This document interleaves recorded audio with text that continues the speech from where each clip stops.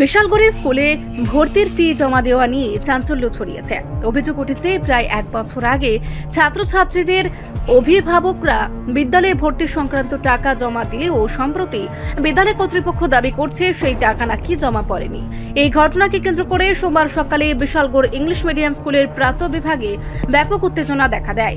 অভিভাবকদের দাবি তারা গত বছর নির্ধারিত ফি জমা দিয়েছিলেন এবং তার রসিদ কপিও তাদের কাছে রয়েছে, কিন্তু বিদ্যালয় কর্তৃপক্ষ হঠাৎ জানায় ওই টাকা বিদ্যালয়ের হিসাব অনুযায়ী জমা পড়েনি।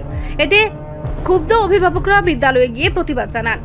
প্রথমে কর্তৃপক্ষ অভিযোগ স্বীকার করে পরে অভিভাবকদের চাপের মুখে বিদ্যালয়ের ভারপ্রাপ্ত প্রধান শিক্ষক স্বীকার করেন যে রসিদ কপির পুরনো খাতা খুঁজে পাওয়া যাচ্ছে না।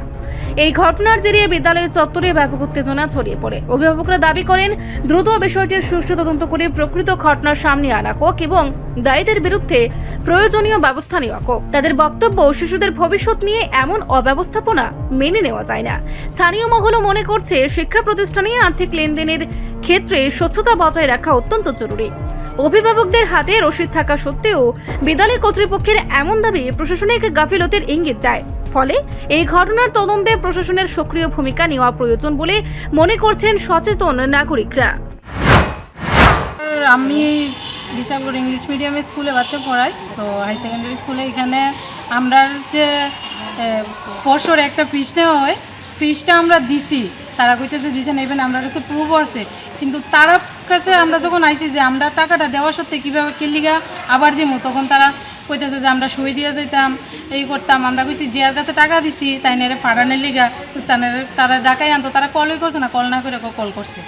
তারপরে কইতেছে যে আমরা টাকা দিছি, আবার আমরা কইছি কেলিগা আমরা টাকা দিব, আমরা যে টাকা দিছি আপনার কাছে রিসিপ্ট কপি আছে, আপনারা এটা দেখান, তারা দেখাইতে পারছে না।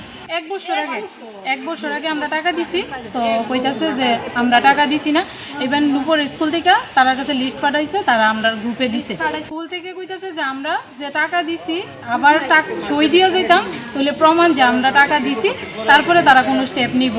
আমরা কইতেছি স্যারের ডাকানোর লিগা, HM রে ফোন করার লিগা, HM ম্যাডাম ফোন তুলে না বলে গ্রুপে মেসেজ করে কইছে যে যদি আমরা ওই বছরে টাকাটা না দিই তাহলে আমরা যে বাচ্চা স্কুলে রেজাল্ট দিব এই রিপোর্ট কপি দেওয়া হইতো না, আমরা এমন করে কইছে। তার ফলে আমরা স্কুলে সবাই মিলে আইসি আর কি।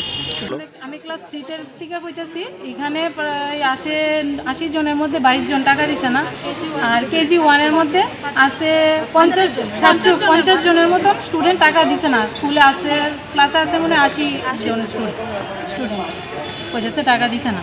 আমরা সবাই টাকা দিছি, ইভেন আমরা কাছে প্রুফ আছে আমরা যে টাকা দিছি, তারা কইতেছে টাকা আমরা দিছি না। ইভেন আমরা গ্রুপে কইছে যে দিয়েছে না, এটা আমরা তো একটা অপমান না। আমরা কোন ম্যাডামের কাছে দিছি, আমরা কোন ম্যাডাম দিছি, ম্যাডামের সইও আছে, ম্যাডাম টাকা দিছি আমরা রীতা ম্যামের কাছে, রীতা শিব HM এর কাছে টাকা দেওয়া হয়েছে। রিটায়ারমেন্টে গেছে গা, তারপরে তাইনে যে রিটায়ারমেন্টে গেছে গা, ঠিক আছে, তাইনে আমরা যে টাকা দিছি কোনো তো প্রুফ থাকবো না, তারা কোনো প্রুফ দেখাতে পারতেছে না, তার কাছে নাই বলে। রিপোর্ট সংবাদ প্রতীক্ষা।